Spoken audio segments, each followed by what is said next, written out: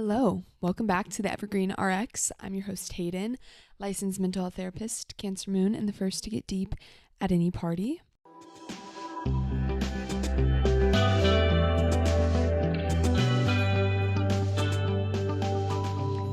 I am coming at you guys live with, pre-recorded, but currently I have a heating pad in my pants because I'm having pretty tough cramps, and the heating pad is in that spot where like it's bordering too hot, so it's kind of like if it's just in the wrong spot, it's kind of like burning my skin.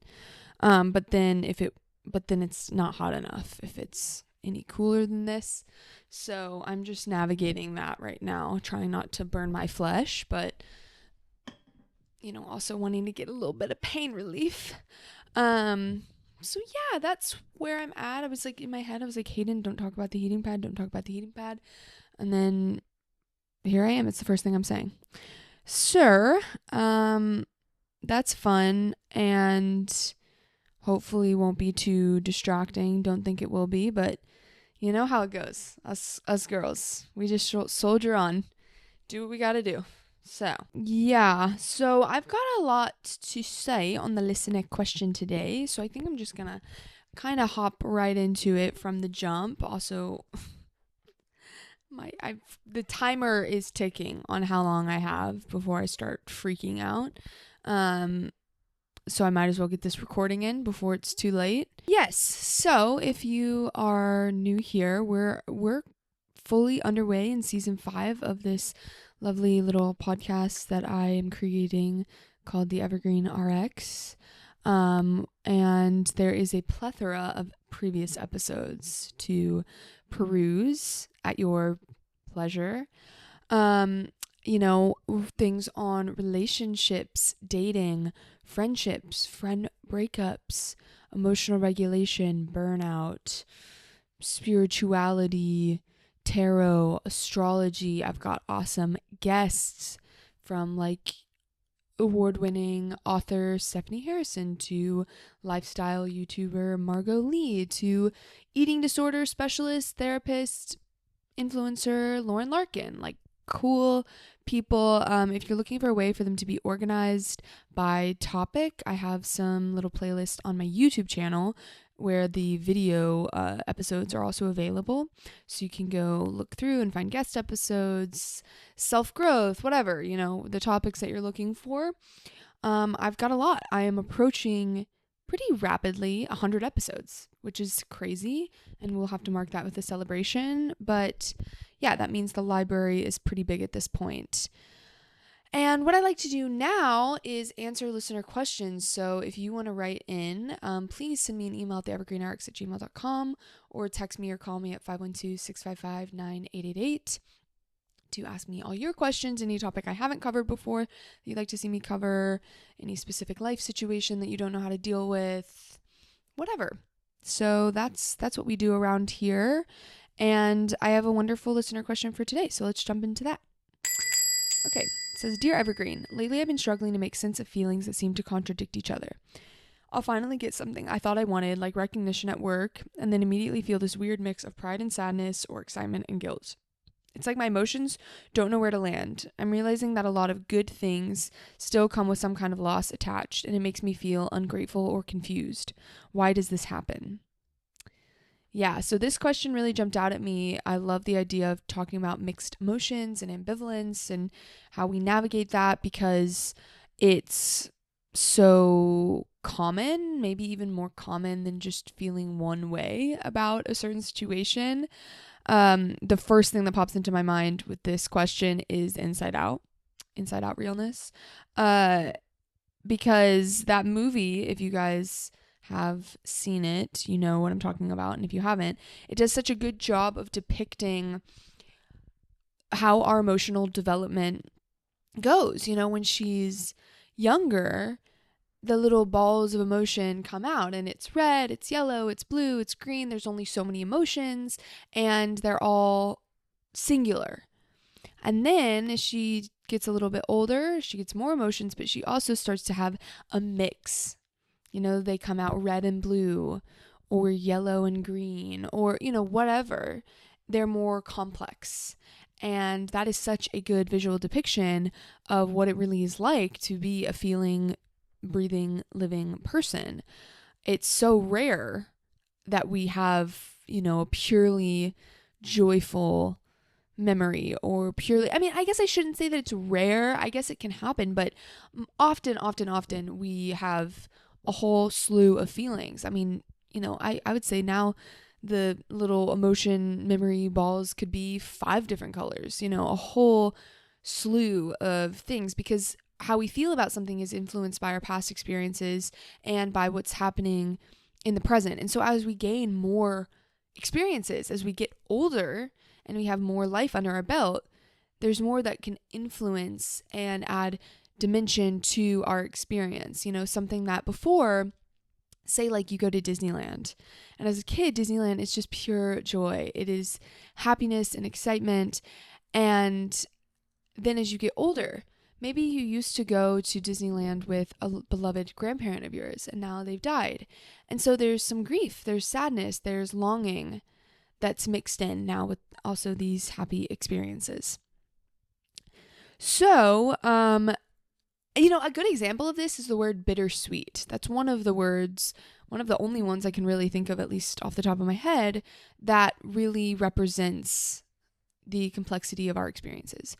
Bittersweet, capturing that feeling of it's good, it's exciting, but it's also sad. Graduations, those are so bittersweet. Saying goodbye to high school and your high school friends and, your youth, but also celebrating this amazing milestone and moving on and looking forward to the next phases of your life. Very bittersweet. It also makes me think of this song Happy and Sad by Casey Musgraves. If you guys haven't heard it, I'll link it below.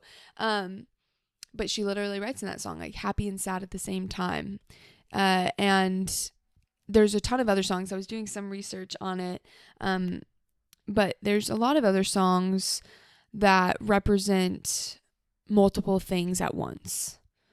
And so it's very common, and I get sometimes it can be confusing because we will feel like, oh my God, why am I not just fully happy? I got recognized at work. Like in this question, why do I not just feel super proud about that? It's confusing now that I also feel a little bit of sadness coming up.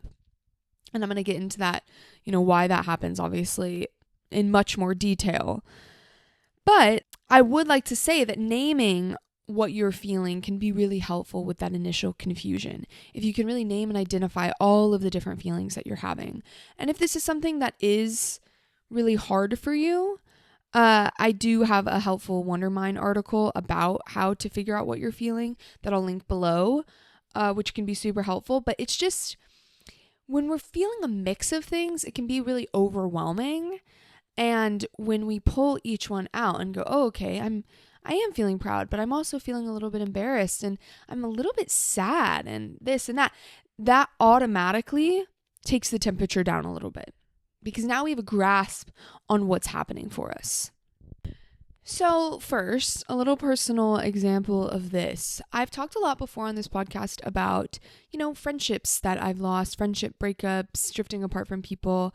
That's been a big experience throughout my young adult life and teen years. And this is a really clear example of this ambivalence, mixed emotions type of experience, because, with some of these friend breakups, like I've felt really grateful to no longer have someone whose behavior hurt me be in my life. Like I have gratitude. I feel, some relief. And I also can feel sad and miss this person, grieve the loss of the relationship. And I think I'm like, I still do this, but I think when I would just try to focus on one thing, like, oh, I'm just grateful, I'm just happy they're no longer in my life, I'm so much better off. I think just trying to focus on that and ignore the tender kind of sad emotions, it would twist them and twist my whole experience into this thing that it really wasn't, like twist it into this exaggerated anger, like, yeah, they were like this and that, and that's why I'm so much better off. And kind of create this convoluted experience because I was trying to avoid the fact that while I can be happy or grateful that somebody is no longer in my life because it just didn't feel like a good fit, that I also can miss them because there's something a little bit, messy about that. That can be a little like undesirable. I think it's like when people go through breakups and you're happy because that person wasn't right for you. And it can be a little bit icky that you also like miss them a little bit sometimes, or there actually was good qualities about them. And it's a lot easier for us to make things all good or all bad, all happy or all sad, when the reality is it doesn't work like that. And trying to negate or suppress those opposing feelings can sour our experience or kind of cloud how we actually feel about something. And so, yeah, that's some place that I can really connect to these mixed emotions, and one doesn't have to negate the other. It doesn't mean, oh my gosh, now because I miss this person, that means I actually need to have them back in my life. That's how I used to feel. I would get really confused, like, oh, well, if I look back on these photos and long for like the good times we had, maybe I should reach back out. Maybe I should be friends with them. And it's like, no, that doesn't have to be the case.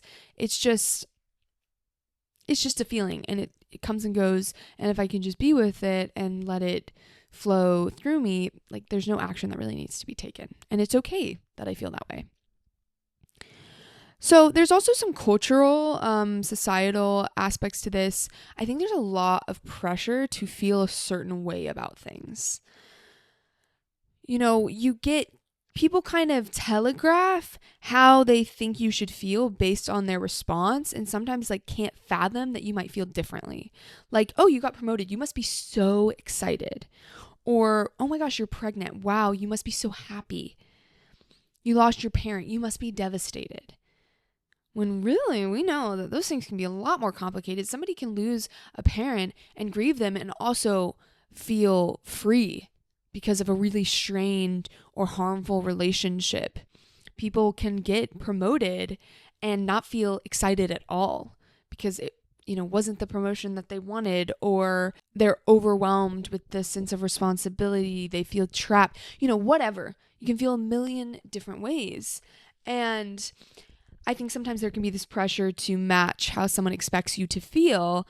And, if you feel differently than that, it can kind of create that tight feeling in your chest or like sinking feeling in your stomach. And it's kind of like, well, what do I do with this? Like, do I fake it? Do I correct them? Am I wrong for feeling the way that I do? Do I explain that, like, yes, I'm excited about the promotion, but I also feel terrified that I won't do a good job, and I'm also grieving leaving my old team, and I have a little bit of guilt for making more money than my dad? How do I respond right now if I'm not on the same page as someone else, especially when we're getting that reaction from a lot of people? Like that can happen where we tell someone what seems to be good news and everybody's like, oh my God, that's awesome. You're so excited. It's amazing. You must be so happy. And you're not feeling that way. It can really lead to this feeling like, oh, something is wrong with me. What am I missing? What am I like? How am I broken that everyone thinks I should be excited and I don't really feel that way? So that's definitely part of the pressure that we can feel and the expectation to have maybe like a mono experience of something, or for things to just be more simple. So I do have some theories about why this happens, why we have mixed emotions about things, especially with the examples you gave, which are so helpful. Like I feel pride and sadness, or excitement and guilt. I've got kind of different reasonings why each of those things could happen. Okay, so one, which is more of an umbrella concept, is the upper limit problem. I've talked about this on the podcast before, but as a refresher, the upper limit problem is an unconscious tendency to self-sabotage when things start to go well. So this guy, Gay Hendricks, talks about this. And it can stem from unconscious fears or beliefs about, how worthy you are, how much success you can have, if it's being greedy or big-headed to feel proud of yourself, or fearing the unknown. So there's all of these triggers that can kind of be good things, and bump us up against our upper limit, almost like the barometer for how much good we can take before these fears start to kick in and we can self-sabotage, whether through action or just through, thought, more of an internal experience.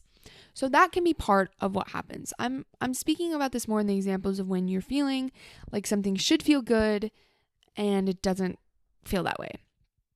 You might be bumping up against an upper limit problem. So something you can notice is that after a good thing happens to you, if you always seem to bring yourself down, like even when moments before you were really happy about it. An example of this that I think is really interesting that Gay Hendricks talks about because of how unconscious this stuff is like, say you were like going to the gym often and you're feeling really strong, you're feeling really good on your routine, really healthy, and then you injure yourself. And it's wild because it's like, well, I didn't try to injure myself.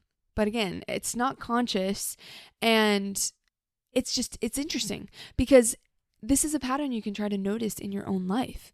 If you're a little bit skeptical, like, no, I don't think that happens. Like, really see, did you have a great weekend with your partner and then you got in a fight right at the end? Does that happen every time you have a really good weekend with your partner, or most times? Starting to pay attention to how do I kind of bring myself back down if it feels like I'm getting too up there in the good emotions. Okay, so then the next two things that I'm going to talk about are more on the emotional side. It's kind of like if the upper limit problem is how you subconsciously engineer a situation that might take down an emotional high. With these next two things, you might experience almost automatic contradictory emotional responses to curb what's seen as a threatening, other emotion. So instead of more of like the behavioral like situations or experiences that bring you down with the upper limit problem, this is also a subconscious or unconscious automatic response, but it's more of an emotional response that then brings down or alters what you were feeling before. So, one, we can deal with discomfort or outright distrust of certain emotional experiences. This is really evident in your example of feeling excited and guilty. My thought would be, okay, what is your comfort level with excitement? How were you treated as a kid when you would get excited? Was it viewed as prideful or frivolous? Did someone get mad at you or take away the thing you were excited about? Because then you might experience things like anxiety, guilt, or shame around that emotional experience. Like, are you allowed to feel excited about this thing? Are you allowed to celebrate yourself? Are you allowed to let your excitement show and be expressed? Or does the guilt come in to tamper that down, to rein you back in? It's remember, you're doing well, but your sister's not really doing too good. So don't be too excited. It's selfish. Whatever. These are just examples. But that can add to this emotional complexity. It's like, I'm feeling good and I also kind of feel like I shouldn't be. Or I'm anxious about that. Like, I'm really uncomfortable with this sensation of excitement. Or I feel really ashamed about it. So that's one thing that can happen. The other thing that's more evident in the example of pride and sadness, we can have a secondary emotional response in conjunction with a really powerful moment. Maybe where you experience something new, something longed for, something that's more rare. Being proud of yourself, do you not feel that often? And if you really are feeling it, it can bring on sadness, grief, mourning for all of the time that you couldn't feel that. All of the versions of yourself that were so hard on yourself. And it can be very tender. Feeling for yourself. Once you have an experience of the thing that you longed for. When you feel proud of yourself, when you feel confident, self-love, when you feel heard, understood, seen, whatever. These experiences that might not be so common can bring up feelings of sadness or feelings of, justified anger at the people that should have been able to provide that for you that didn't, or that made you feel like you were stupid for ever wanting to be proud of yourself, for ever wanting to celebrate yourself. Another example is when you feel loved, and you can also feel grief at the same time for all of the times that you didn't or couldn't feel that love. Because it makes it more acute, more aware of all the times it was missing. It's like if you ate after being hungry for a really long time, you might really notice how hungry you were for so long. Because now you're not hungry anymore. So it makes it really evident how strong that experience was. So those are my theories and thoughts, what I understand about why you might be experiencing some of those mixed emotions. And also bringing it back to what I said, bringing it back to that inside out example, that mixed emotions are part of the deal. And things are rarely simple when it comes to the human experience. So the more we can allow for our experience to tell us what we need to know versus looking to outsiders or experts on how we should be feeling, I think the more clarity we'll discover. Because if you're not excited about something everybody else thinks you should be excited about, well, what's going on? Is it an upper limit problem? Is it that you feel guilty celebrating yourself? Or is it that there's something behind not being excited? Maybe it's not really what you want. Everyone else seems like they would love to be in your position, but you're not happy there. Okay, what's up with that? Is it aligned with your values, or do you want to make a change? Emotions are information. And the more we name them and allow them and let them move through, the better clarity and understanding we can get of ourselves. So that's what I have, ladies and gents. I hope this was helpful. And if you have follow-up questions, you know where to find me over on social media at the Evergreen RX. And you can look in the show notes below. I'll have that article on how to figure out what you're feeling linked below, and all of my social media links and everything that you need will be there. I upload new episodes every Wednesday, so I will be catching you same time, same place next Wednesday. I look forward to it, and I hope you take great care of yourself.